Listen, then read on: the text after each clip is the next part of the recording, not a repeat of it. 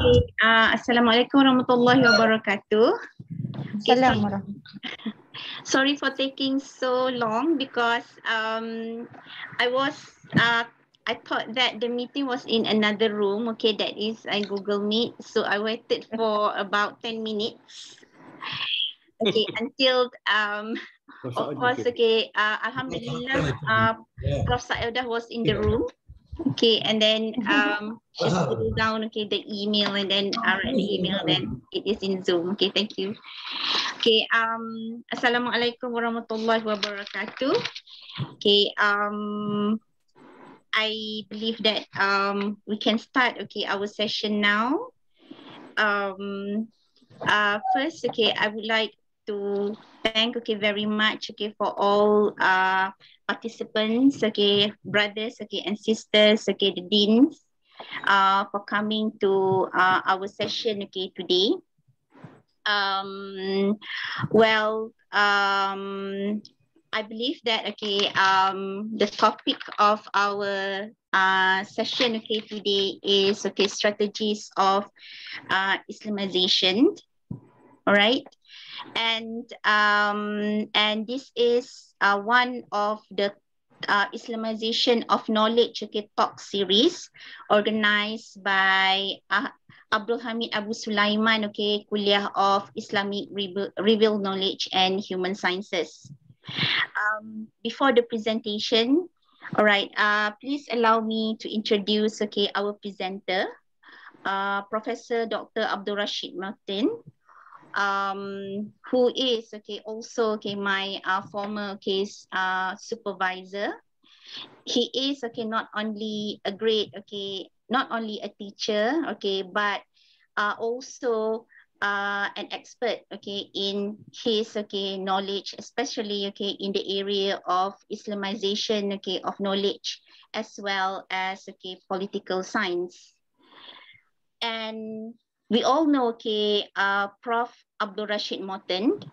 He is a well-known scholar, not only in locally in Malaysia, but also, okay, internationally in the area of politics, okay, especially comparative politics in the studies, okay, of, okay, elections, socials, as well as, okay, political movement. And, okay, one of, okay, his well-known, okay, areas is, of course, okay, political science, okay, research, okay, methodologies. If we look at his curriculum, okay, vitae, and his contribution to the knowledge of, okay, political science and Islamization, okay, is very, okay, impressive. Right. As we know that Professor Abdul Rashid Moten was born, okay, in Bangladesh, okay, in Bangladesh, and he was also a political scientist, okay, academic, authors on issues, okay, ranging from political science in various aspects, such as Islamic methodology in political science, not only Islamic methodology in political science, but also, okay, the Western, okay, methodology in political science, political movement, okay, in the Muslim world, also, okay, in the work focusing on the good governance, okay, from Islamic perspective. He is the author of 42 works in 81 imprints, okay, in 3 languages. His book, Political Science and Islamic Perspectives, is held by nearly 300 libraries. And I believe, okay, in the Department of Political Science, okay, his book is considered or made as one of our. He has been teaching at the university level for more than 50 years, okay, in various countries. Starting his career in the Chittagong University, Bangladesh. Then he joined the University of Alberta as the lecturer at the Department of Political Science, followed by Bayero University in the Department of Political Science, and finally he joined International Islamic, okay, University, okay, Malaysia, starting from 1992 until present, where he later became the professor in the Department of Political Science. He was also the editor of the journal, okay, Intellectual Discourse, from 2008 to 2001 to 2008. And currently he is the guest writer in the rector's office. As the students, okay, in political science, was a student in Department of Political Science and a staff in political science. His books are very familiar to many of us. Among them, Political Science, and Islamic Perspectives, which was published in 1996. Revolution to Revolution, the study of Jamaat Islami in the politics of Pakistan. And of course, the textbook that is Introduction Political Science, was made as the textbook, for our one of our courses, in Department Political Science, that is Introduction to Political Science. And I remember, one of the first book, that I read when I was a postgraduate student, in the university back in year 2000. I believe that a very book that I used as a guide to write a research proposal, that is writing research proposal, I think, thesis and substance, structure and style. And if we look at the repository, this is the most viewed books in Professor Dr. Abdul Rashid Moten's repository. Right. Well, I can say more, but I don't think that it will not do justice to him. Then without further delay, I would like to invite Professor Dr. Abdul Rashid Moten to present his talk and his speech and share with us his knowledge. So I give you the Zoom floor to you, Prof. Thank you very much.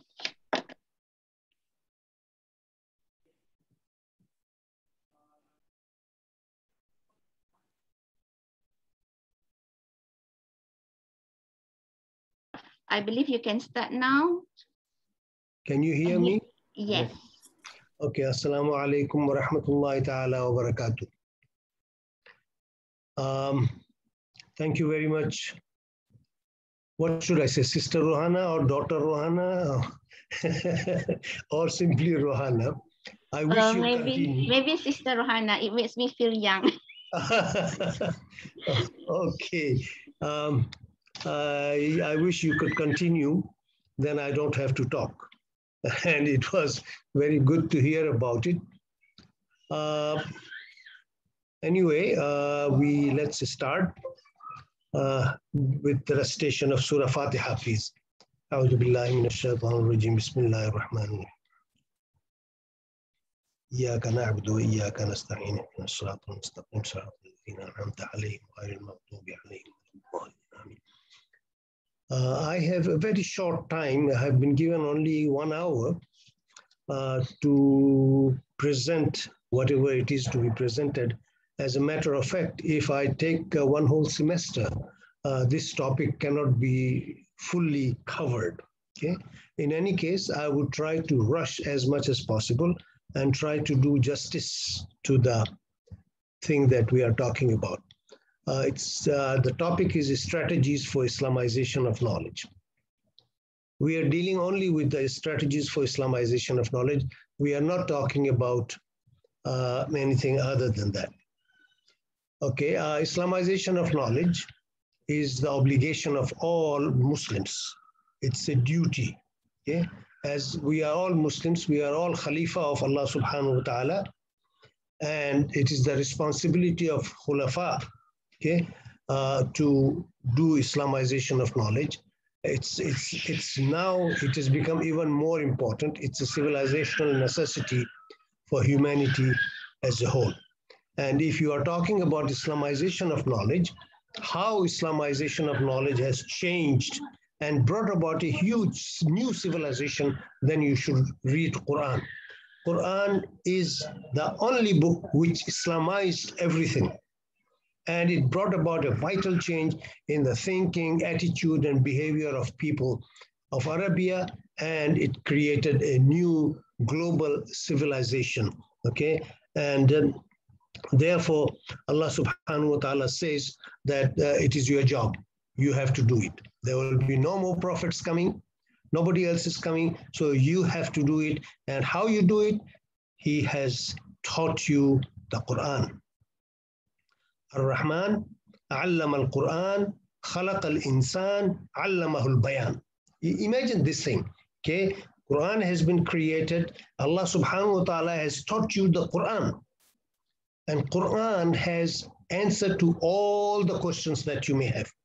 Okay, and Allah subhanahu wa ta'ala has created them and He gave them the power to speak up, to express.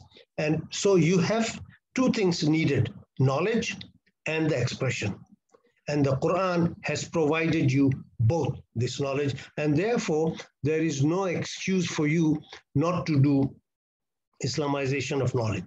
Okay, so Quran started it, and thereafter we found scholars, those who have taken it. Okay, some of us think that Islamization of knowledge began just in the 80s or in the 90s.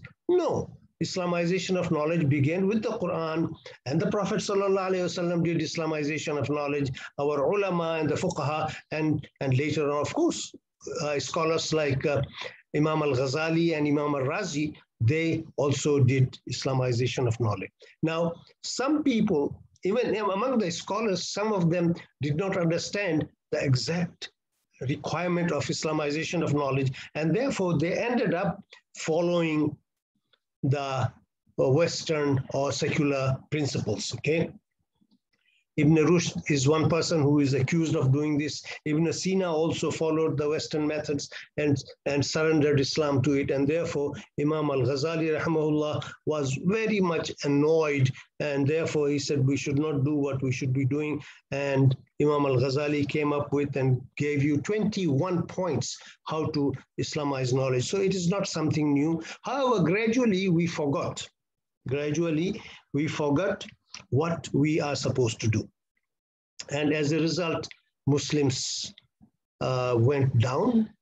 They were double-crossed, they were colonized, and they were exploited. They were secularized and westernized, and until today,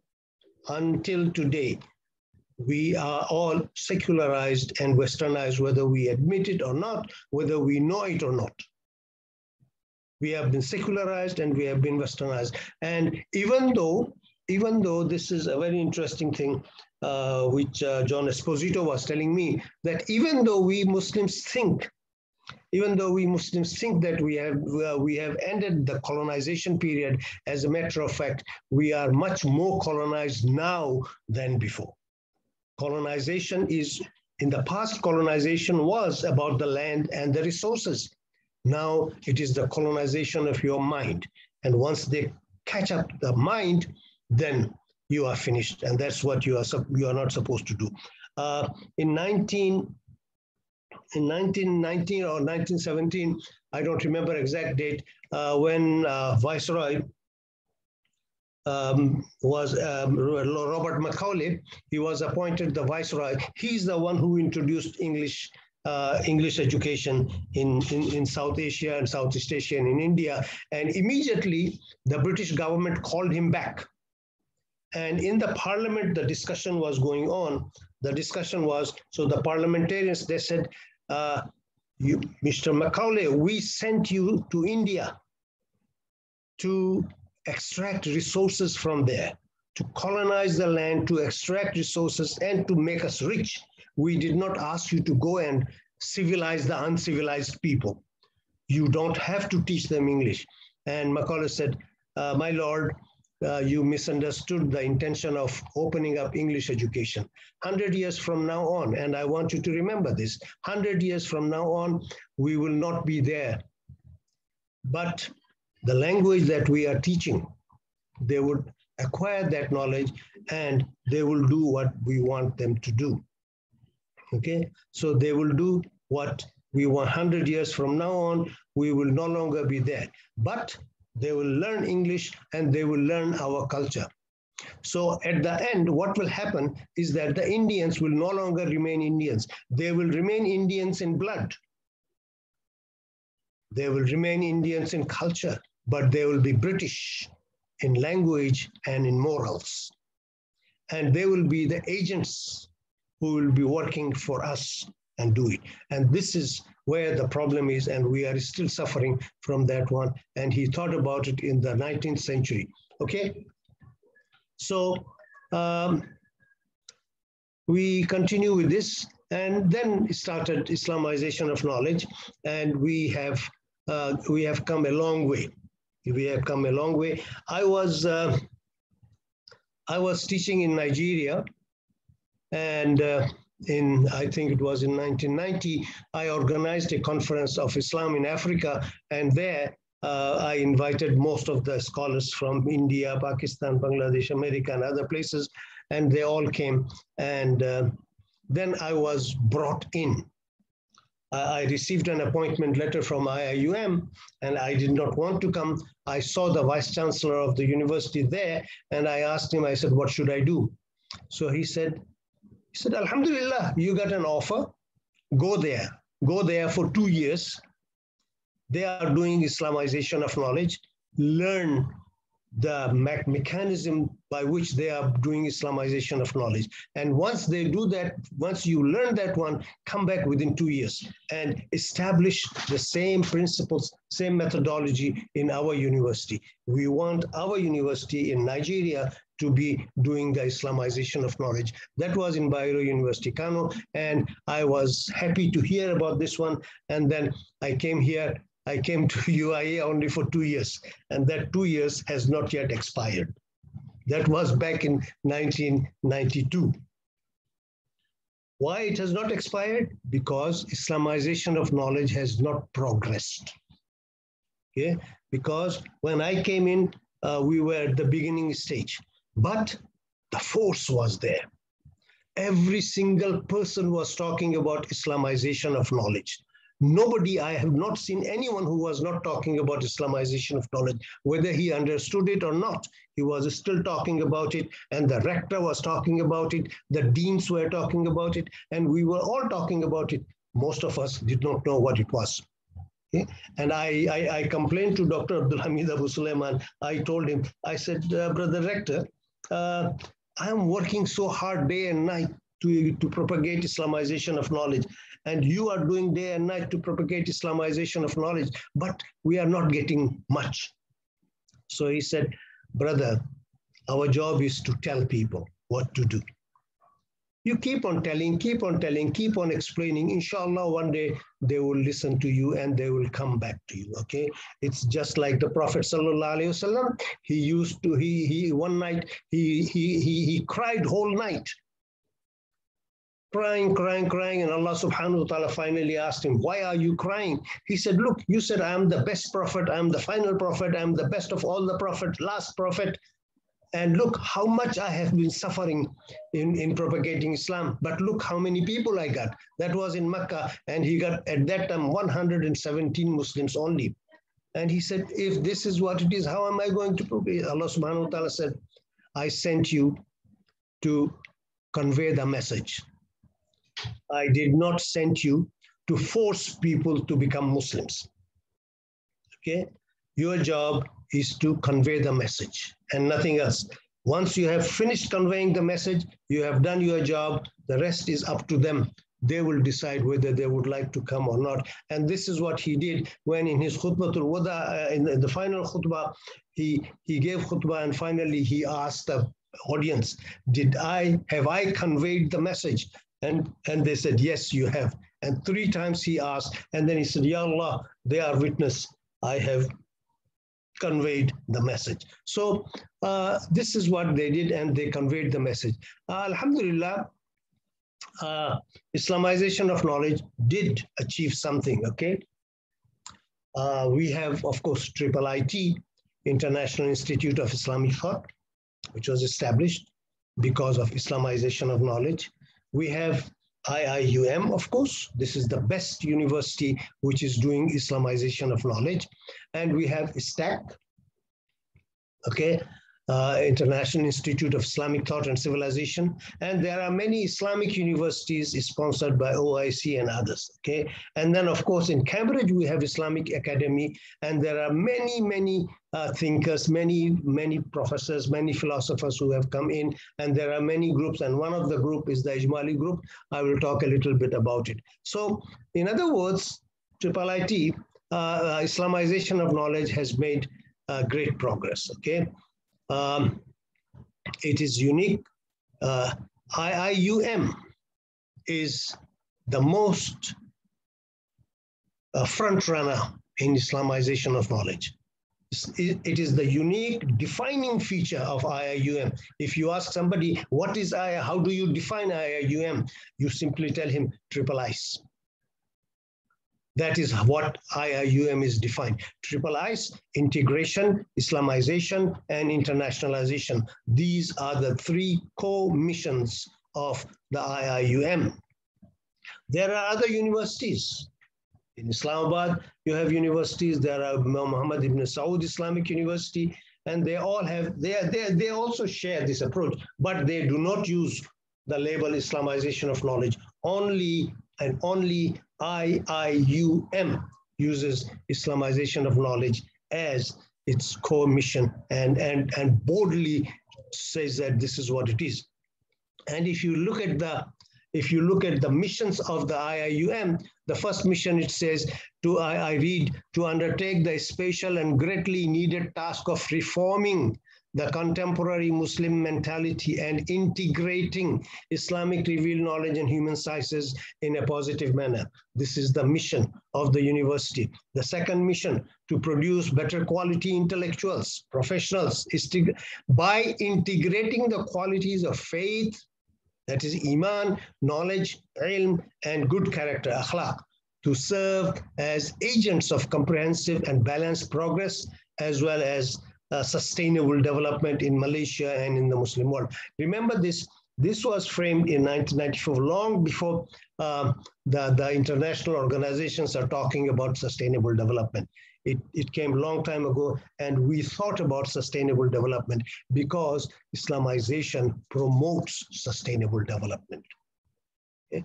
It is not something new. We know what is sustainable development. If you Islamize, you will be promoting sustainable development because Islam is nothing but sustainable development.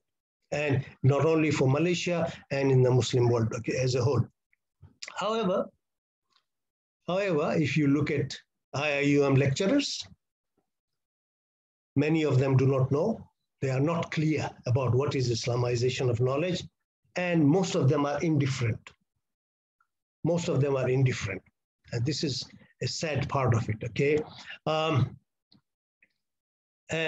Most of the scholars of IIUM are not proficient in Islamic sciences.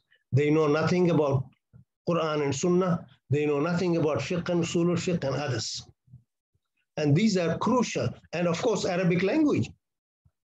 And there are many who cannot even read, I'm sorry to say this, many teachers who cannot read Quran properly. Many. Okay? And I don't know what to say about it. Okay? I don't know what to say about it. Professor Shukran is listening, and there are other authorities you are listening. Please listen to me carefully, that there are lecturers who cannot read the Quran properly. And we have clear evidence of it. Long ago, the dean of the Kulliyah decided that we will have every Friday, we will meet in the Al-Tabari room, and we will all recite Quran. Okay, all the lecturers came in.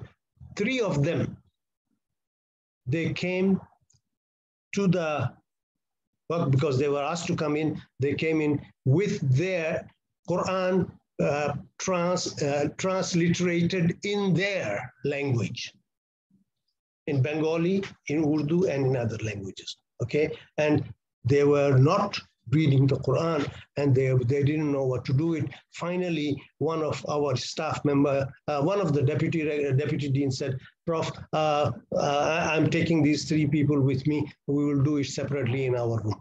Okay, now this is the situation. And if this is the situation, we cannot progress in Islamization of knowledge. Okay. And we don't have Islamized materials and we don't have Islamized textbooks.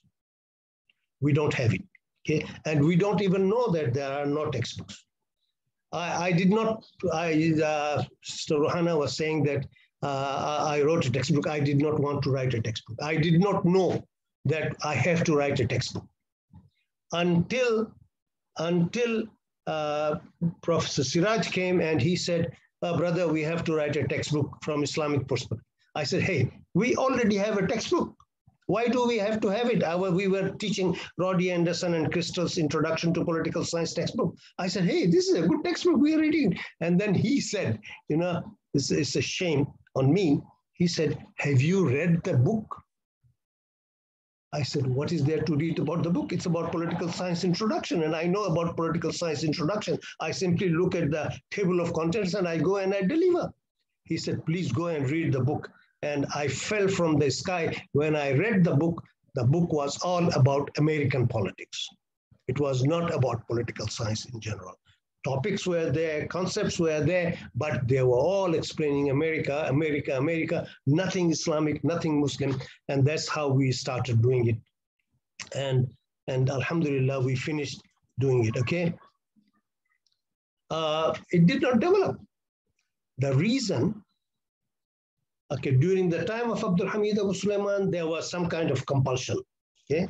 Some kind of compulsion and everybody was forced to do it. But then top management have also not been very consistent, okay? They were also one after the other, okay? Abdul Hamid came, he left. Prof Kamal came, he left. Prof Sayyid Arabi Aidid came, he left. Apanama, Zaliha Kamaruddin came, she left. And then now, alhamdulillah, we have Tansri here with us. The top management have not been consistent. They have not been promoting Islamization consistently. Some of them, they went for ranking only. Okay, we have to be the top university. We have to rank high here, rank high there. And in order to do this, if we have to cut the cake from here and there, and if we have to manipulate, let's manipulate, but we have to be ranked high, okay? And some others said, no, Needla, we want to become the research university. We want the government to recognize research university. When the government did not recognize, then I said, oh, okay, we don't care about this government. We will go and ask the OIC to recognize. OIC did not recognize. Then they went to ISISCO, and ISISCO said, how can we recognize? But then they forced the Secretary General to write that, please write that this is an Islamic university. So he wrote, and we became very happy. Okay. I don't know what is so happy about it, but we became very happy, and we told everybody that this university is now an Islamic research university. Not much progress have been made. Not much progress have been made. Islamization has not progressed ever since Prof. Kamal left. Okay, it has been on the downhill, and it is not progressing well, and we have to do something about it. So what is Islamization of knowledge? Islamization of knowledge is to recast as Islam relates to it. This is the meaning of Islamization of knowledge according to Ismail al-Faruqi. Okay. To Al-Attas is the deliverance of knowledge from its interpretations based on secular ideology and from meanings and expression of the secular. So Hussein Nasr says, we have to create our own Islamic science. Okay. Talha Jabir al-Arwani said, Islamization is al-jam'u bayn al-qira'atayn, okay, combining the two readings. Okay, and he came up with 6. Okay, so what strategies did they suggest? Okay, this is what I want to talk about today. Okay, remember, Islamization is not the rejection of Western thought. It is not. Okay, Islamization is not the rejection of Western thought. It is sifting, filtering, reconstructing. Okay, in a very simple language, it is adopting, adapting and rejecting. Okay? We look at the knowledge that is in front of us. We look at it from Islamic point of view. If it is in conformity with Islam, we adopt it. Okay, we say, okay, this is all right. There's nothing wrong. Even though it came from there, it doesn't matter as long as it is Islamically acceptable. If there are certain things which are good and certain things which are bad, we say, okay, correct the bad part, and then we accept it. This is called adaptation. And then there are certain things which is totally un-Islamic, which Islam cannot accept in toto, then we say, okay, we reject it. Alcohol is one example that, okay, we cannot talk about it no matter how many people want to drink alcohol. It is immaterial. We will not drink alcohol. And alcohol is not allowed. It's a no-go area. Nobody will ever talk about alcohol. Okay, so we reconstruct and then we talk about Islamization of knowledge. This is the general principle. This is the general way I understand the meaning of Islamization of knowledge. Let's look at the strategies which the authors have suggested. Okay, there is this strategy by Ismail al-Faruqi. Okay, he gave 12 steps to Islamize modern knowledge. 12 steps to Islamize modern knowledge. The first 2 steps are, he says, you have to learn and master. The word is master. Master the modern discipline.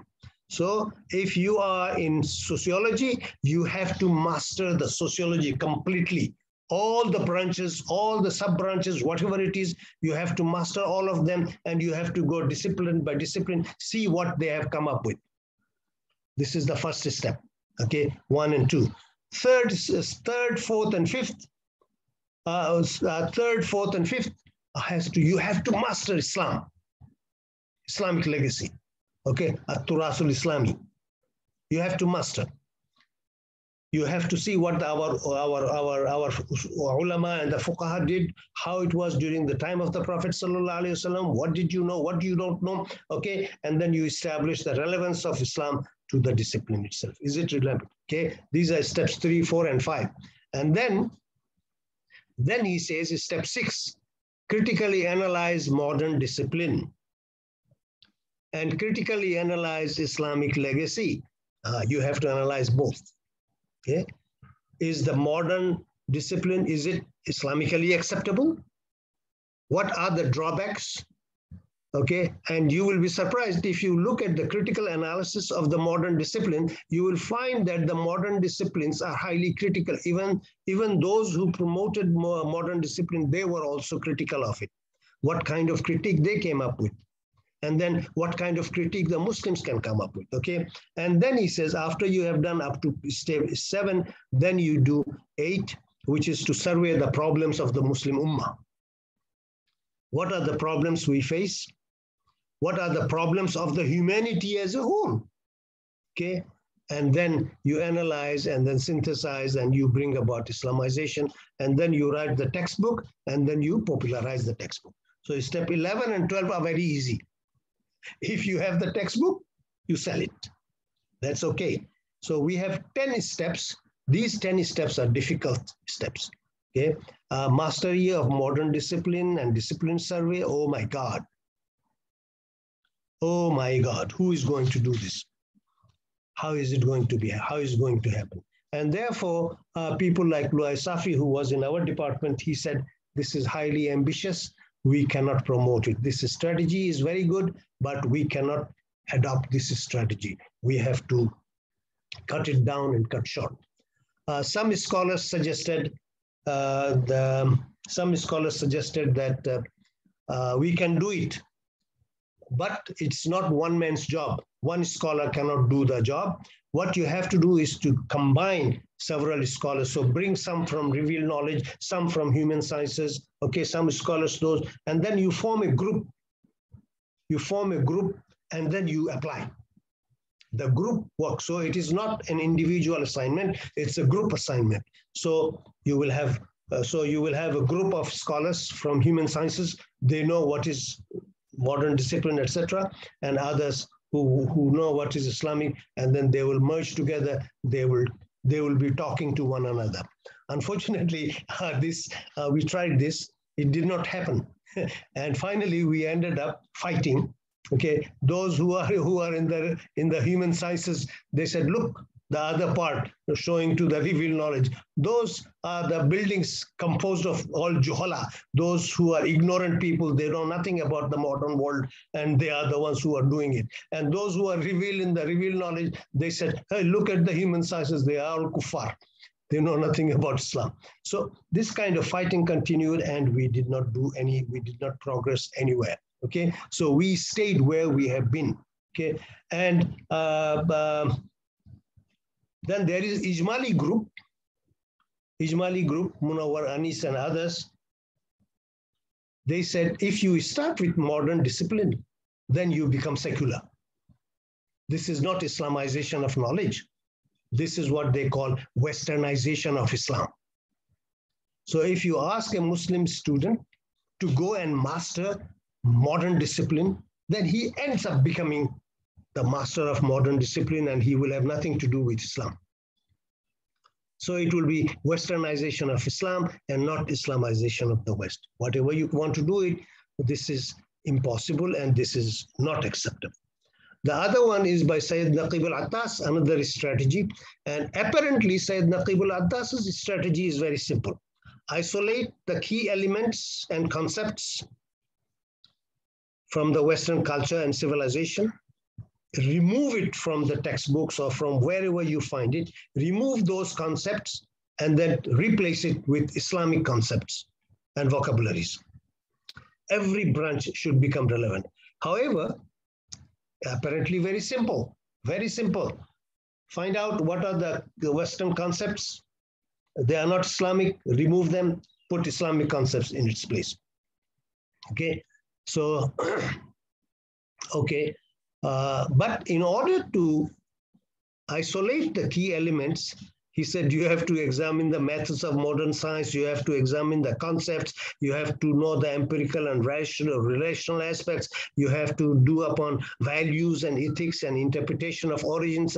So a long list of things that you have to do before you can think about isolating the Western concepts. And similarly, it goes to the Islamic concepts. You have to find Islamic concepts, okay? There are fardu ain categories. These concepts, they have to be done, okay? So it's more or less, the thing is similar, but it reads very simple. Remove the Western concepts, replace it with Islamic concepts. But in order to do this, you have to know what are the Western concepts and what are the Islamic concepts. And then came Sheikh Taha Jabir. He came up with 6 strategies. How do you do it? He says, okay, start with Quran. You tell us what is Quran. You remember Ismail Farouqi was saying, start with modern discipline. Here, Taha Jabir is saying, no, start with Quran. Start with Islam. Start with methodology of dealing with the Quran. Start with methodology of dealing with the Sunnah. Once you have memorized, once you have specialized and mastered these disciplines, then you deal with the Western intellectual heritage, okay, and change them as you would like them to change. So this is the other way around. Okay? And then some scholars, they say, this came from a faqih and it is good for the fuqaha. So it is not meant for modern universities. It's meant for madrasas and big religious organizations where they produce ulama and the fuqaha. This is meant for them. And this thing has not attracted many people. Okay, it has not become very popular. And therefore they say, look, we cannot do it. If you want something to be done, okay, if you want something to be done, then you have to come up with a simpler strategy for Islamization of knowledge. Just give me 1 minute, please.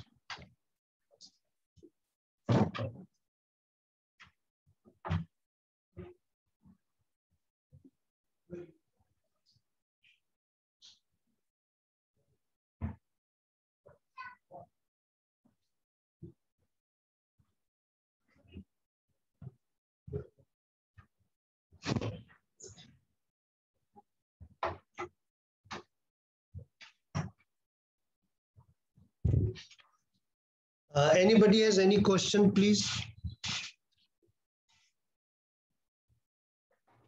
If you have any questions, you are most welcome to interrupt me anytime. Are you listening? Are you listening? We are listening. Following, Prof. You know what? You know what? I'm talking to the computer. I understood. So boring and so taxing. They're looking at the screen and talking to the screen. Yeah, I'm talking to the screen. Allahu Akbar. What has come to the human being? Where have the civilization gone? Okay. So, all right. So these are the strategies. Hamidun has a question. Yes, please. Oh my God. Shukran. Ustaz Hamidun. Oh, Ustaz Hamidun. Dato Hamidun. Hey, Dato, you are not allowed to ask questions, okay? Because, can you hear me? Okay. I can hear Very you. I simple can one. hear you. Yes, yes. We just heard last, I think, from Hello? and he was talking about Maqasid al-Quran, which can, hello, Assalamu alaikum. Hello? Yes. Yes, yes.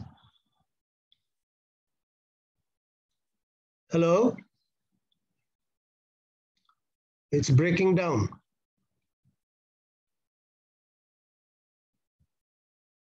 Hello? Very bad.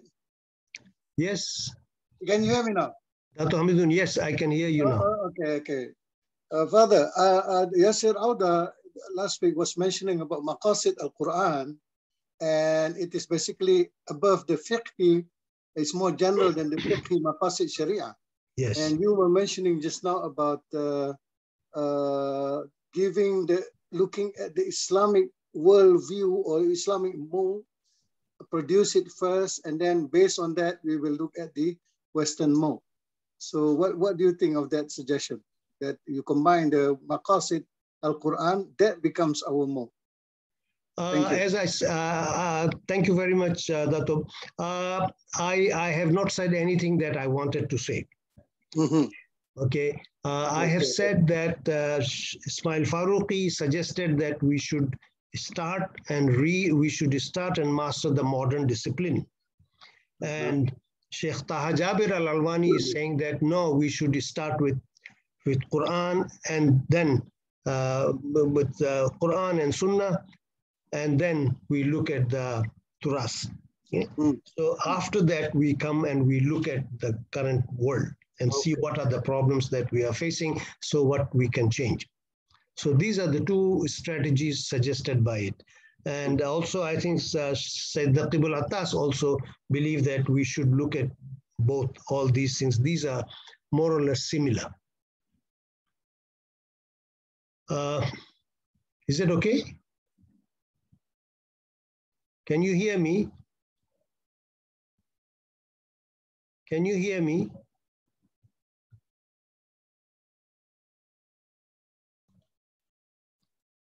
Yes. Rohana, am I okay? Yes, Prof, you're okay. You can continue. All right. So these are the discourses, these are the strategies suggested by our ulama. Now remember one thing, the strategies, when they were discussing strategies, they were talking about the discipline as a whole. Okay, and we scholars, we don't deal with disciplines as a whole. Okay? We deal with different concepts. We apply those concepts to the contemporary world situation. Therefore, what is if of course it would be nice if we can master modern discipline, and if we can master Islamic disciplines, and if we can come up with, that would be the best thing to do. But if I cannot do it, what am I supposed to do? Am I supposed to give it up, or am I supposed to leave it? That was the question, and that question was not answered by it. Sayyid Hussein Nasr, he is the only person who does what he likes, and he is very scholarly, but he is a lone ranger. He goes by himself, okay? And most people are not following him. Sayyid Al-Attas, He was interested in creating the Muslim mind, and unfortunately or fortunately, whatever it is, he was not allowed to continue, and now he is crippled, so we cannot do it. Al-Faruqi, he was killed, assassinated, as was his wife assassinated, and Triple IT was shut down for the time being, and they were not allowed even to talk. So as a result, now it's very difficult for them to talk about Islamization of knowledge. So they are going and talking about different things. They talk about integration of the West and Islam and integration of knowledge, etc., because Islamization is considered by the West to be something which Muslims should not talk about. They thought that Muslims are converting the non-Muslims. So they said, okay, we will not use the word Islamization. Instead, we will be using the word integration of knowledge. But Islamization and integration, these are two different things.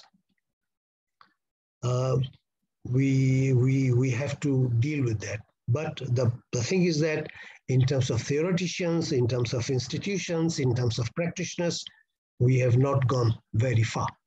We have not gone very far. And I have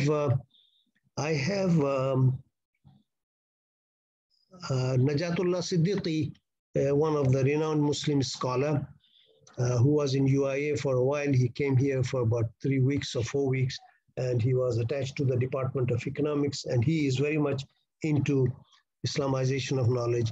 And I have his write-ups. He says, valuable work on curriculum development was done. Okay. Some wonderful literature was produced. A number of academic journals were launched. Islamic economics even entered into the Western academic world. But, that's a big but the progress in modern discipline was little noticed. No convincing solutions were offered to many vexing problems of contemporary societies. No sizable numbers were attracted to Islam. The plan, Al-Faruqi lived long enough to see taking off, could not produce the path-breaking studies he expected. The Islamization project could not reach anywhere nearer to the victory of Islam in civilizational confrontation. Certainly something has been missing. And what has been missing is ourselves. We are not serious about it. We have not decided, we are not sure what we are doing. We lack self-efficacy. We lack self-efficacy. We do not have the faith in ourselves. We do not have the faith in ourselves, and we could not do, and therefore we did not do it. All right. So if we cannot follow Taha Jabir, if we cannot follow Ismail Faruqi, if we cannot follow Sayyid Naqib al-Attas, Sayyid Nasr, the reason we could not follow, according to even Najatullah Siddiqui when he was here, he told me, the reason is that we are looking at too high. We are trying to undo things that have been done before. Why not we start from the beginning? Okay? We look at our own selves and try to change. And 3 times he told me, Prof. Rashid, you are not a big man. Once he told me, I felt bad, but I didn't say anything. And then second time, I met him in the corridor of the university, and then he said, Prof. Rashid, you are not a big man. I said, I didn't say anything, I just laughed. I said, thank you very much. Third time, I invited him for dinner in my house. I invited him alone. I said, I'm going to beat him up. So he came, and then he said also the same thing, Prof. Rashid, you are not a big man. So I said, why are you telling me, why you keep on repeating the same thing again and again? He said, so that you can realize what you should be doing. You are not a big man. You are not a person who is going to change the world. Okay? You are a small man. If you can create a small group of people among yourselves and do a small things, that would be a great achievement. So if there are many Prof. Rashids all over, then the society would change. And I want you to start from there. I said, oh, okay, that's a good idea. So we have to come up with our own strategy. So we have to do something. We don't have textbooks. We have to come up with textbooks. We are not well versed in Islamic knowledge, and therefore we have to bring about some changes in the curricula. We don't have to change the whole thing. We have to modernize it. And the university leadership must also be careful in recruiting people. Okay, they must look at it. During Abdul Hamid's time, when somebody was interviewed, the first question asked was, can you read the Quran? When he read the Quran, the question was, do you understand Arabic? Okay, do you know Imam al-Ghazali? Do you know so-and-so? Do you know Farabi? Do you know Ibn Rushd? Do you know Ibn Sina?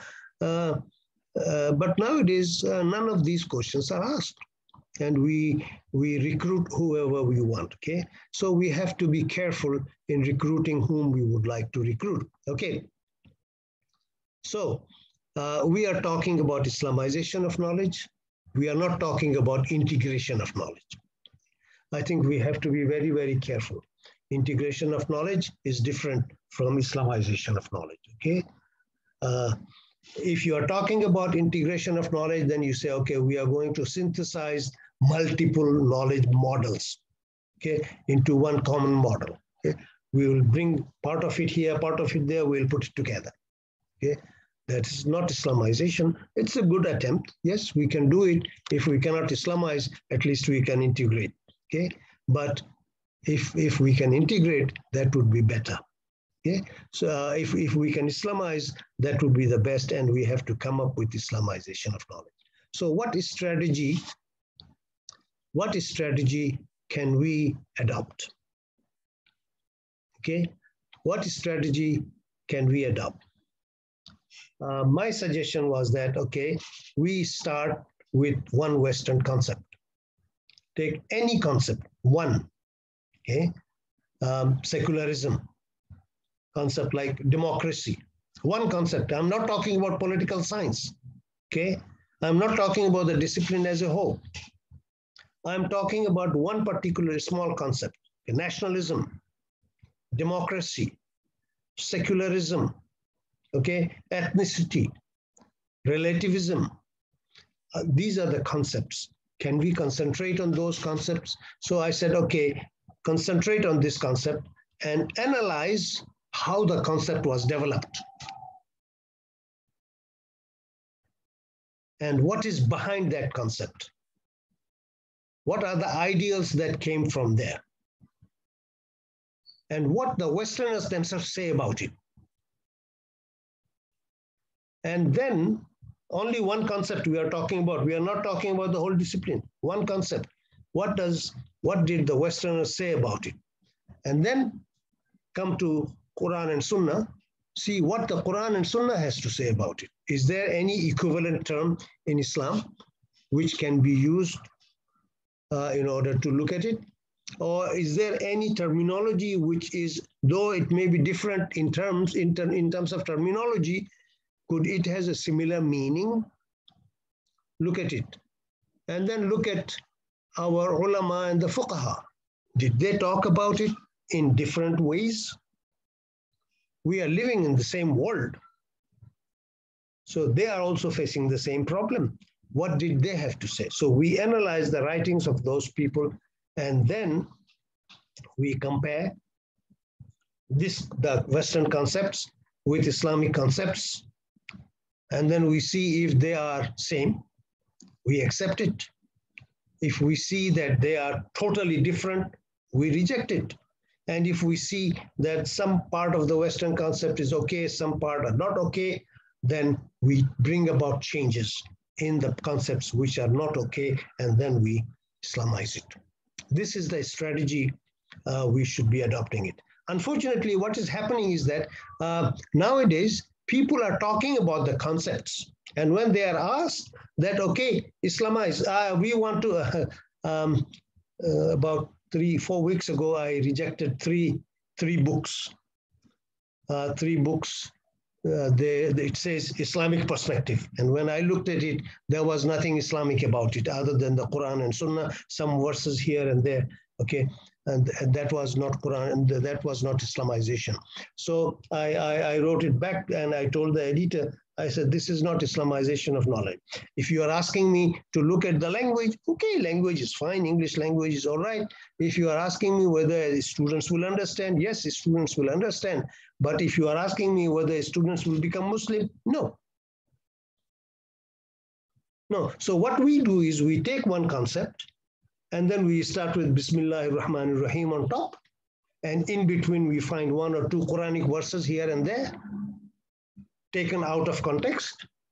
And then we, at the end, we say, Wabillahi tawfiq wal hidayah. That is not Islamization. That's not Islamization.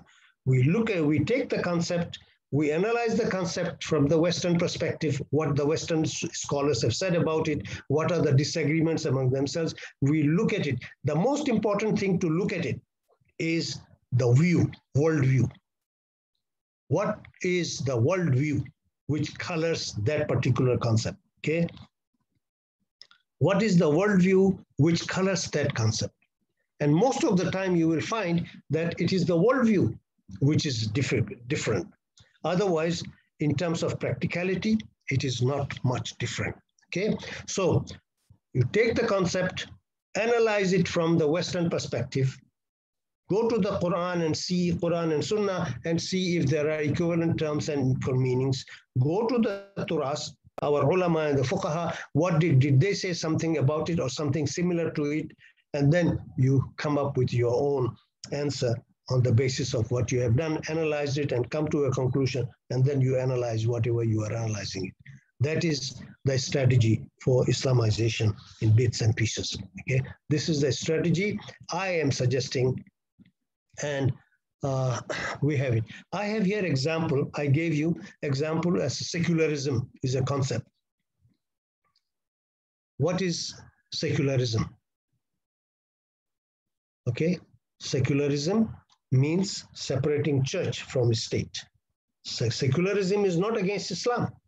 Secularism is not against religion. Secularism simply says, do not bring religion to government.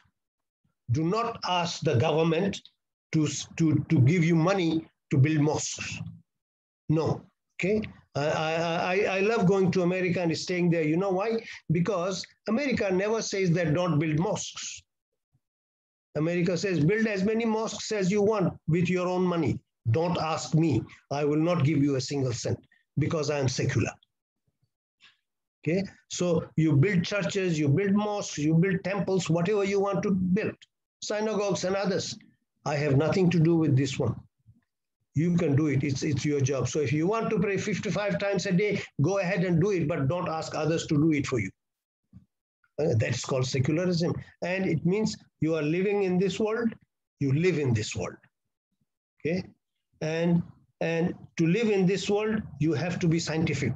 So you study science. Okay? And to live in this world, you must be free. Nobody should force you to do.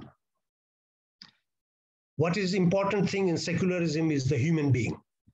Ultimate reality is the human being, not religion, okay? You want to be religious, go ahead, because you are free. You are free to do whatever you want. An Egyptian person, he could not pronounce, I'm sorry, it's 3:32. But I blame Sister Rohana because she took 10 minutes of my time. So I will steal it from her back. Sorry, Rohana. Okay, so human beings. So this Egyptian scholar, he went to America. He could not pronounce P. He always used P is always B. You know, prophet become prophet. Okay, so he went, and it was Asr time. So he parked near the mosque somewhere, and he didn't know whether it's allowed or not. So there was a security guard. So he said, brother, brother, brother. He said, yes. Can I bark here? So the brother was wondering, how do you bark here? So he said, what are you going to do? I want to bark here and I want to bray. Oh, you want to become a dog and a donkey? Both okay. He said, go ahead. It's a free country. Do whatever you want. So this is called secularism. Okay. Human beings are free to do whatever they want as long as you do not force others to do for you. Okay. So it is the individual who is free. Okay. So secular state has elections, they have the press, they have the three arms of government, they call themselves democracy. Okay. So is secularism. And now if you look at the Westerners themselves, they define secularism in different ways. Okay. There is what is called Marxist secularism. Okay. To Marx, religion is opium of the masses. Okay. So we should not talk about religion at all. So that is also secularism, because not only that they are not talking about religion, they are not allowing religion at all. This is one aspect of secularism. There is another Indian variety of secularism. They call it positive secularism, whereby all the religions are given equal status. Verbally, not necessarily in reality, but they say, oh, we do not differentiate between one religion and another. Everybody is free to promote their own religion. We give support to all the religions. Now, that is also another secularism. It's an Indian variety. Okay. And then there is also secularism, which is totally indifferent. Let people do whatever they want. We don't have anything to do. So in other words, secularism is not common. It's not commonly conceived even in the West. They have differences. So what are the differences? Islam says no. Islam says no. We cannot accept secularism. Okay. Secularism believes in the ultimate reality of human beings, individuals. Individuals are be all. Okay. Whatever they decide, it's up to them. Islam says no. Okay. Allah is the greatest. In everything, Tawheed comes in. So human beings, yes, they are freedom. They are free as long as they follow the dictates of the Quran and the Sunnah. Now, this one is missing in secularism. So if you are looking at Western secularism, it is man-made secularism. Islam is not man-made. Islam is made by Allah subhanahu wa ta'ala. It's divine. If you are looking at the secularism, secularism is talking only about this world, dunya. Dunya, dunya, dunya, and nothing else. Islam is talking about dunya wal akhirah. Okay, therefore, Quran teaches you when you pray, Rabbana atina fid dunya hasana, wa fil akhirati hasana. It's not only here and there. So both words. Secularism is talking about reason, observation, experiment, science, and science. This is all. But Islam says, yes, reason, observation, experimentation, and everything is important. Revelation is also important. Okay? Revelation plays the most important part. So you have to take into it. So you do not, secularism would separate religion and politics. Islam would integrate religion and politics. What politics if you do not have religion in it? Okay? There's nothing in Islam, there is nothing which is separate. Every individual act is either Islamic or un-Islamic. It is not personal, it's all aspects is governed by Islam. Therefore, what is the verdict? So we say secularism is not Islamic and Islam is not secular. Okay? Islam is not secular and therefore we cannot do. So they say, oh, what about democracy? You don't talk about democracy. Of course we talk about democracy, but is democracy Islamic? somebody asked this question in New York when I was giving a talk. They said, Prof, is democracy Islamic? I said, what do you want me to tell you? Let me tell you very freely and frankly, Islam is not democratic and democracy is not Islamic. Pure and simple. If you are asking me whether we do have elections, yes, we have elections.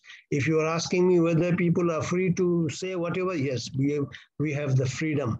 If you are asking me, do they vote? Yes, people vote. They are asking you, do they take decisions in the parliament? Yes, we do take decisions in the parliament. By the majority? Yes, by the majority. So what is the difference? The difference is in the Western democracy, everything is permissible as long as people want it. So you talk about today, you are saying alcohol is haram. Tomorrow you would say alcohol is halal, and you will keep on changing. Today you say LGBT is haram. Tomorrow you would say LGBT is haram. So you keep on changing your life as the things changes. But in Islam, these things are not to be talked about. So we have democracy, yes. People govern themselves. It's government by the people. It's government for the people, but it is not government of the people. It is government of the people under the direction of revelation, Quran and Sunnah. As long as it is there, then it is. Unfortunately for the West, once you bring the Quran and Sunnah, they say it is no longer democratic. So we talk about it in that way. Therefore, to make matters short, we should adopt a methodology, a strategy. We look at the Western concepts. And remember this thing, when we talk about Islamization of knowledge, we are talking about looking at the Western concepts first. We are not looking at the Islamic concepts. We are looking at the Western concepts. Okay, for Islamic concepts, we have the revealed knowledge people there. They are talking about it. It's a revelation, and they would like to talk about relevantization, how to make Islam relevant to the contemporary world. But when we are talking about Islamization, we are looking at the Western concepts. We are looking at the secular concepts. And then we look at how these concepts, what are these concepts? How have these concepts been analyzed by the Westerners themselves? What are the distinctions? What are the differences among themselves? Do they agree on particular thing or not? And then you look at Islam. Has Islam any similar terminologies used or similar strategies applied in order to arrive at a conclusion? And then we look at what our ulama and the fuqaha has to say about it. Did they do it? Most of the time you will find that our ulama and the fuqaha has used it, even if they didn't talk it. And most of the time they talk about it, even though they didn't use it. But it's still there. We have to go back to our turas, our own heritage, and analyze what they have to say about this particular topic. And once we have arrived, then we come up with this, okay, this is what Islam says about secularism. This is what Islam says about Islam. So we can analyze, Mahathir said that Malaysia is an Islamic state. Okay, we have to analyze what is the meaning of Islamic state. Analyze it, look at it from the Western perspective, look at it from Islam. When you say Islamic state, it has a meaning. And then once you have come up with the meaning of Islamic state, come up with the hypothesis and others, and then you analyze, look at Malaysia, whether it is Islamic or not. And that's how we should adopt, we should adapt, and we should reject. And if we do this, inshallah, we will be successful. And I pray to Allah subhanahu wa ta'ala to give us hidayah, and so that we can continue his things. This is, please pray for me.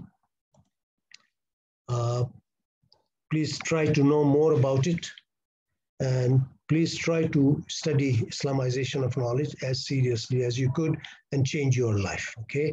And please pray for me so that I learn more about it. I have no specialization in anything.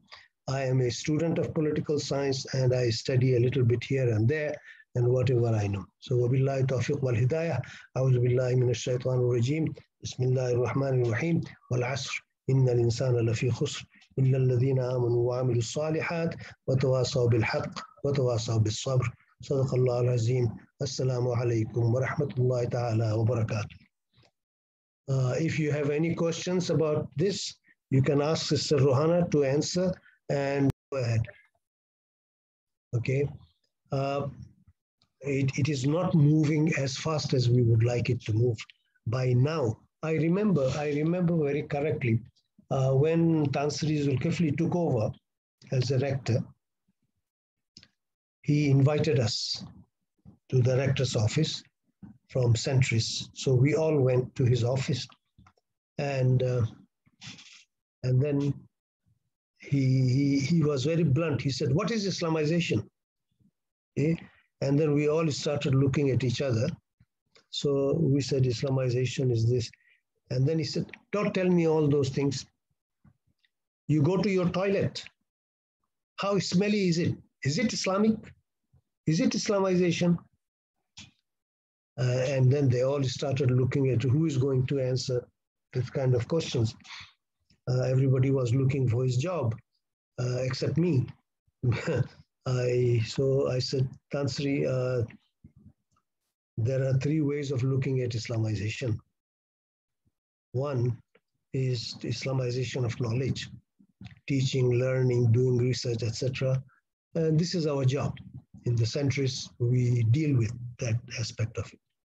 There is also called Islamization of the self, of the individual. Okay, and in order to do this, we have the mosque. Mosque is doing it. People go to the mosque, they organize many halaqas, there's a lot of discussion, we help them occasionally. This is their job, to Islamize the self. And then there is Islamization of the environment, and that's your job. I said, if the toilet is smelly, you did not clean it. You should be cleaning it. And I said, you are talking about the toilet? Look at your own office. Your office is full of fungus. And then he started looking at me. I said, we have so many units in the university to keep the environment clean. Why it is not being done? So he said, oh, okay, I understand. And then he said, what percentage of things that we have Islamized so far?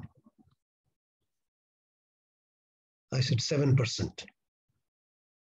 All the analysis and everything has been done. 7%. Only revealed knowledge went a little bit further. It was 10%, and the rest were below 6, 7. So on average, it was 7%. So he said, after so many years, only 7% Islamized? I said, yes, so many years, 7% Islamized, because those who came after Abdul Hamid did not care about Islamization. Okay, so Prophet Sallallahu Alaihi Wasallam, I would always refer to him, and I would tell him he was also very much sad, much more than you. Okay? Much more than you. He was sad. Day and night he was doing this, doing that, doing this, doing that. Imagine people threw stones at him. He was bleeding all over his body. His shoes were full of blood. He could not even take off his shoes. What did he do?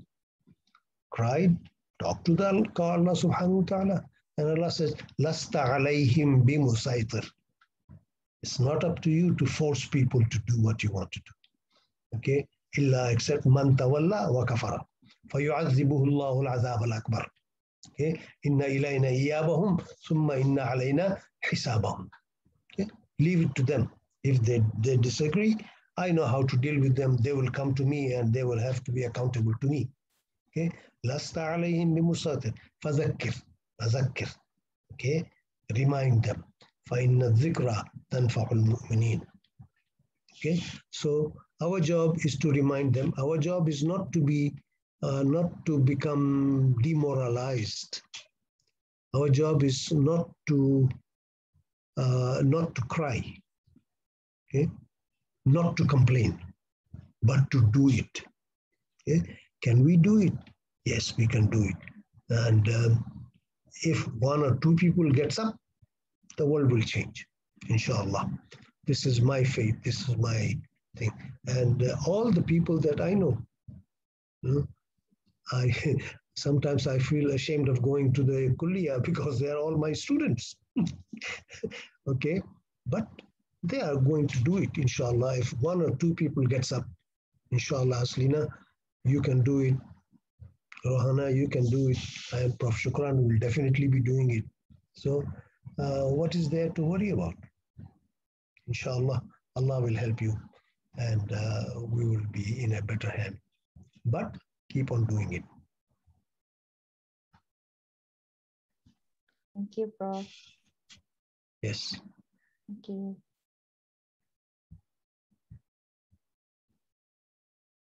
Yes, any question? Any questions? Or probably at the chat box. There's nothing in the chat box. Please note that you actually can unmute the microphone if you want to ask questions. Okay, right. I saw Prof. Farida said something just now, but I'm not so sure whether she is sharing her concern or she would like Prof. Rashid Moten to address.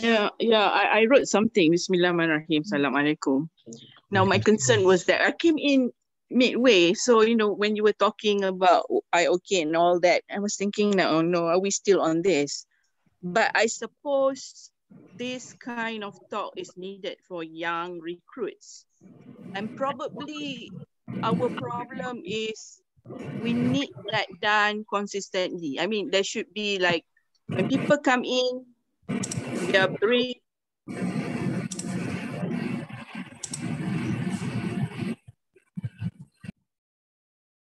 But that's about it, Prof. Farida. Where are they? Can you see them in the list today? The young people, the young doctorates, the young lecturers. I can only see few of them. This is what I mean, Prof. Rashid. This is what I mean. When we were young, we come to the programs, listen from the talks, but you can see it. I've been organizing a number of programs, in fact. But where are the young doctorates? But what I'm saying is that we need to better organize ourselves and come up with our own textbook, which we can use as our classroom textbooks. That has not been done yet.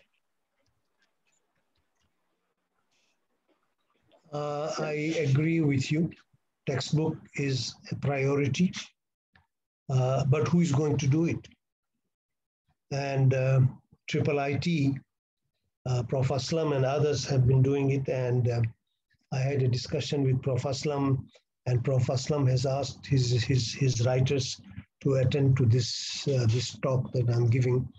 And they're coming up with texts here and there. Unfortunately, most of the texts are not on Islamic lines, okay? Yes, they begin with Bismillah and Alhamdulillah, Subhanallah, Na'udhu Billah, whatever it is. But when you read in between the lines, you don't find it. It's simply because they have not been trained in that way, okay? So our job, those of us who are responsible, those of us who feel the thing, they should be coming forward, helping them, and put them on the right track, okay? That's the only way we can do it.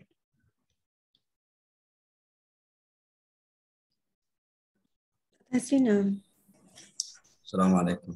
Alaikum assalam. I was thinking of the three angles of Prof. Moten about the Islamization of knowledge. So far, mostly when we talk about Islamization of knowledge, we only focus on the knowledge itself. But what about the Murabi and the students? So I think the combination of all of us, students, teachers or administrators, as well as the textbooks. So we need to think of the three together, because the spirituality of the Murabi, if it's not there, then no point talking about Islamization of knowledge. So the Murabi himself should be aware of the concept of Islamization of knowledge. And the students, instead of only giving them the meaning of Islamization of knowledge and how to gain knowledge, knowledge should be directed toward Allah subhanahu wa ta'ala as source of knowledge. We should relate also the knowledge we give them to our behaviors and akhlaq. Relationship between students and teachers are not yet actualized in the way we want it to be. What is your comment, Prof? Assalamu alaikum wa rahmatullahi wa barakatuh. Your sound is very familiar. Who are you? Abdul Hamid. Abdul Hamid. Your younger son. Oh, mashallah. International Islamic University, Malaysia is supposed to have, is not supposed to have teachers. It's not supposed to have teachers. It's supposed to have Murabis. Supposed to have Murabis. Murabi is someone who live his life according to Islam, and 24 hours who teaches students in the classroom or outside the classroom. In the West, you have teachers, and I appreciate very much. They have teachers. If they have a class from 2 to 3, they will come to the class exactly at 2 o'clock, and they will finish it exactly at 3 o'clock, and they will impart as much knowledge as possible. There is no difference. I never found any difference. All my teachers, they gave this. 2 to 3, 2 to 3. 1 to 2, 1 to 2. And they came well prepared for the class, and they did it. After the class, they took one of the girls, and then they were having fun, drinking here, drinking there, because outside he is not a teacher. Okay? Inside the classroom, he is a teacher, and a serious teacher for that. The best teachers that you could see, which we do not see in our universities. I'm not like that. Okay? But in Islamic university, we are supposed to have teachers who will be teachers inside the classroom and teachers outside the classroom. I was in the madrasa educated. So at night around 11 or 12 o'clock, I would see my teacher coming and seeing who is sleeping in an Islamic way. And if we were wrong, the teacher would say, hey, turn around the other way. This is not Islamic. Say Islamic way this way. Okay. In the masjid, whenever we going, if we were doing it, he would say, hey, this is not the way to do it. And in the classroom, of course, they will be doing it. But now we don't do that. I remember one of my classmates, he joined the university, and I saw him running, and I ran after him. I said, hey, Tawfiq, Tawfiq, Tawfiq. He was very much alarmed. Then, hey, Tawfiq, why you are not answering? He said, on the roadside, you should show some respect to teachers. I am a teacher, and I don't want people to misbehave. So let them learn how to behave. I said, oh, okay. So this is what a teacher is supposed to be. Unfortunately, yes, we do not have Murabbis. Okay? Somebody asked me a long time ago, I don't know whether it was Haslina or somebody asked me in a conference there in the sea beach at Port Dickson. I said, there is a difference between a Muahallam and a Murabi. A Muahallam is a teacher, he teaches. A Murabi is the one who teaches and who also takes care of your akhlaq, adab, who gives you all the things that you need, okay? In English, what do you call a Murabi? I said a Murabi is the one who rubs you 24 hours, okay? 24 hours, he will rub you, he will tell you what is Islam, what Islam is doing, 24 hours, non-stop. That kind of Murabis we need. Unfortunately, we do not have that, okay? We have to cultivate this kind of things, and we should do it. Yes, Islamization of knowledge is important. We should talk about Islamization of knowledge. We should talk about Islam. Why not? Okay, all the disciplines, all the disciplines must talk about it. Why should we shy away from that? This is our life. This is our religion. This is the way of life, okay? And we should not shy away from this. As adab, akhlaq, and everything. And therefore, Sayyid Naqib al-Attas, His whole concept is adab. Islam is nothing but adab. If you have no adab, you will not learn anything. Adab is the essence of civilization. Adab is the essence of Islam. I remember when I was a student. I'll come back. When I was teaching, I was told when I was a student, I was told that, okay, you should show respect to your teachers. Don't call them by their names. Show respect. Your teachers are your teachers. So we used to call teachers sir, sir, sir, huzur. We in Arabic, huzur, sheikh. Okay, these are the terms that we use. Huzur, sheikh. Even we didn't call sheikh. We said, ya huzur, ya ustaz. Okay, and then nowadays I'm walking somewhere. Who knows me from the back? He would say, hey, look, Moten is going. Okay, who is Moten? Oh, you don't know Moten? Ah, he is Moten. Okay, but where is the respect for Moten? My supervisor, he died, unfortunately. He died about 3 years ago. When I finished my PhD and I was coming back, he came to see me off at the airport. And then when it was time to move in, he hugged me. And he said, I have one regret and one advice. I said, yes, sir. What is the advice? My dear, every year you must produce at least 3 articles. You must publish 3 articles. If you fail to publish 3 articles, then consider that year lost. I said, yes, sir. I promise you, I will produce 3 articles, minimum 3 articles per year. And alhamdulillah, as of today, I have been publishing 3 articles per year, minimum, okay, in addition to the books and others. I said, what is the regret, sir? The regret is that, he said, not 1, but 2 regrets. I said, yes, sir. What are the 2 regrets?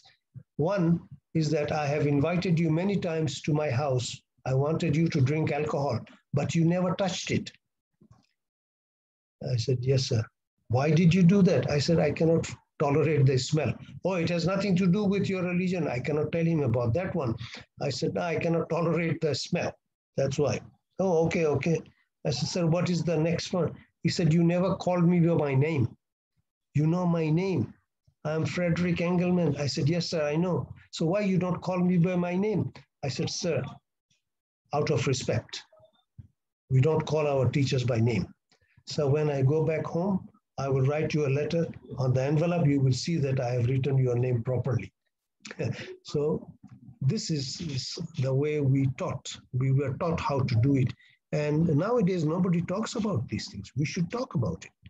Yeah? Inshallah, I'm sure that we will do it. And if we do it, you don't need many people. Islam came to this world with 1 man. Only 1 man.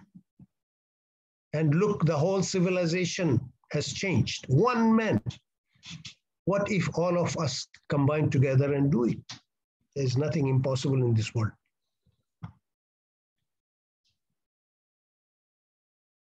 Yes. Assalamu alaikum wa rahmatullahi wa barakatuh. Wa alaikum assalam wa rahmatullahi wa barakatuh. Yeah, this is Ibrahim Shokar from Kuantan here. Thank you, Prof. I think you are doing well and you are still healthy to give this talk.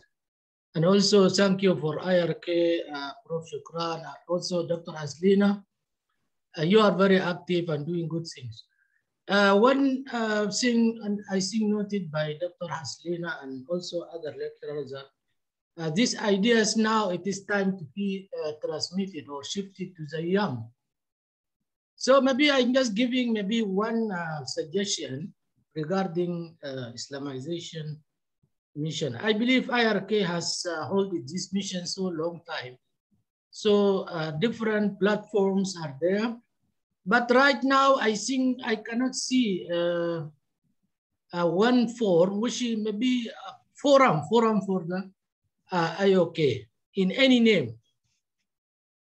So I believe there should be a forum. So all this topic which is being organized by IRK in maybe from the department, from the Deputy Dean Office for academic maybe or postgraduate, this should be under one name so that the people will be able to memorize that name. Just like we have in Kulia of Science, since long time we established something which we call it as Forum of Religious Scientific Discourse, FORCE we call it.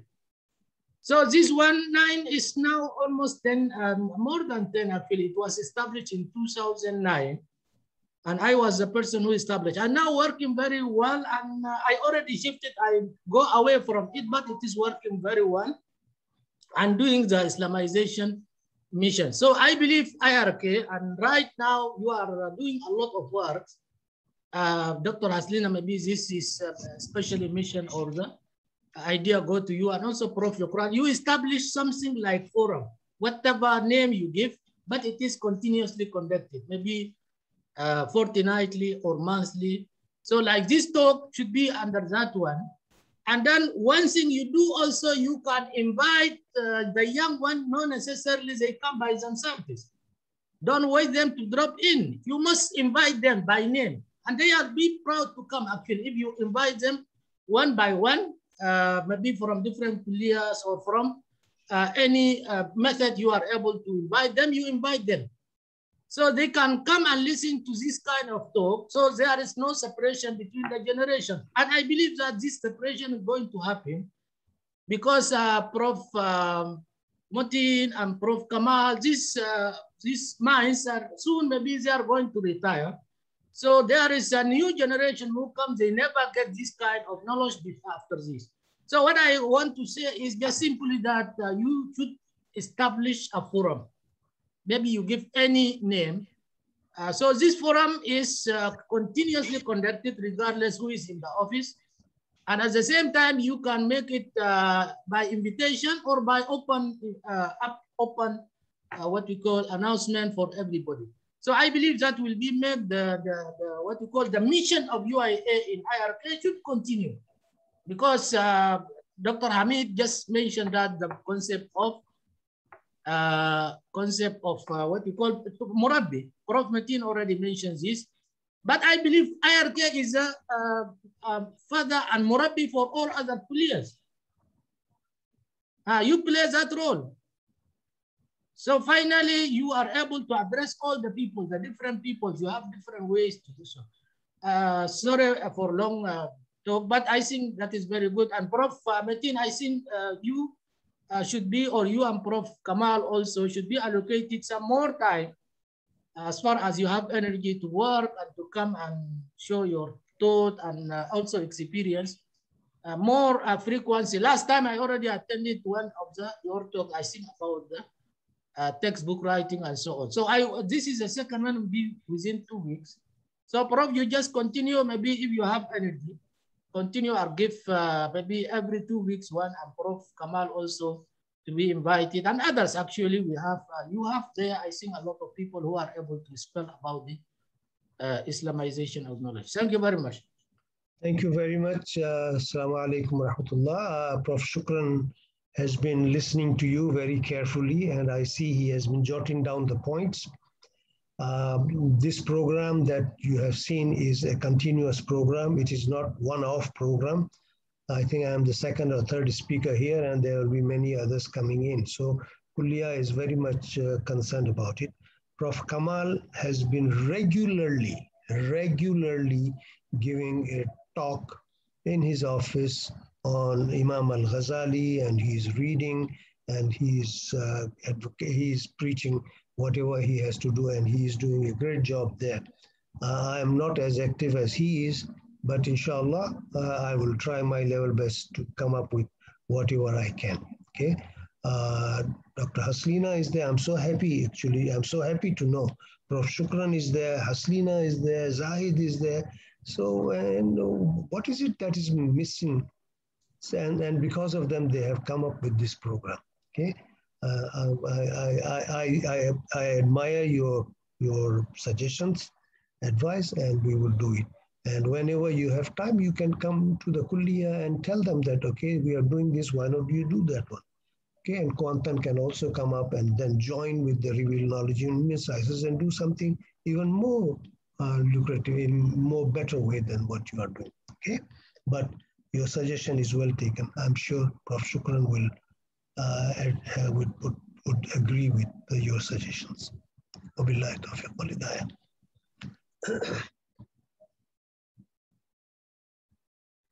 Okay, Yes. all right. Okay, thank you very much. Okay, Prof. Rashid. Okay, Prof. Abdul Rashid Moten. Okay, I believe now we have come to an end of the session, and we have listened, okay, from Prof. Rashid that we, okay, as the community member in IIUM, should not shy, okay, ourselves, okay, from Islamization of knowledge. And since we are already given the privilege and the advantages and the advantage to be part of the IIUM community, that means, okay, we have a platform to convey the message, not only to our students, not only to IIUM community, but also to others. I believe that now what we need is the commitment to explain, like what Prof said, to convey the message, okay, relentlessly, and to be consistent, okay, with our objective. Okay, however, okay, we can, okay, of course, okay, start with the project of Islamization of knowledge from, okay, the small step by now, okay, selecting a Western concept and, okay, explaining it and compare it with the Islamic concept. Okay, with that, okay, I, on behalf of the organizer, AHAS KRKHS, would like to express our gratitude and many thanks to Professor Abdul Rashid Moten for his enthusiasm to share his experiences, to share his knowledge, okay, with us, okay, on the strategies of Islamization. And hence, okay, I would like, okay, to pass the floor to Dr. Zahid. Okay, thank you very much. Assalamualaikum. Thank you very much, Dr. Ana. Thank you very much, Prof. Rashid. Thank you very much, sir, for wonderful insights. Inshallah, we will try our best to continue the program afterwards and the project, Islamization of Knowledge projects. Dr. Selina, any last word? Can we take picture? Can we take picture? Yeah.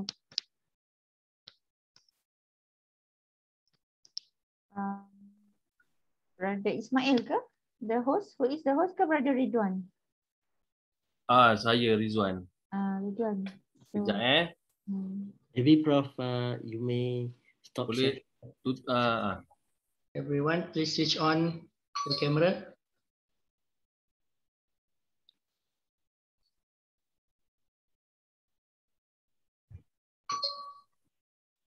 But Rizwan, the screen is there, right? Betul, kena Stop sharing. Stop sharing dulu. Min fadlik, ya Ustaz. Prof Moten. Yes. May we request you to stop sharing so that we can see you and Okay.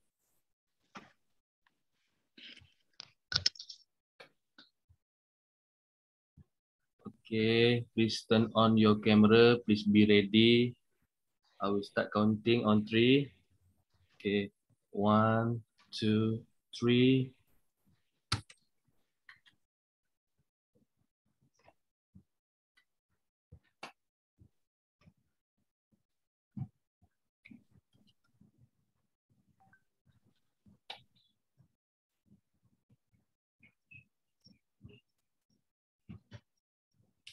Done.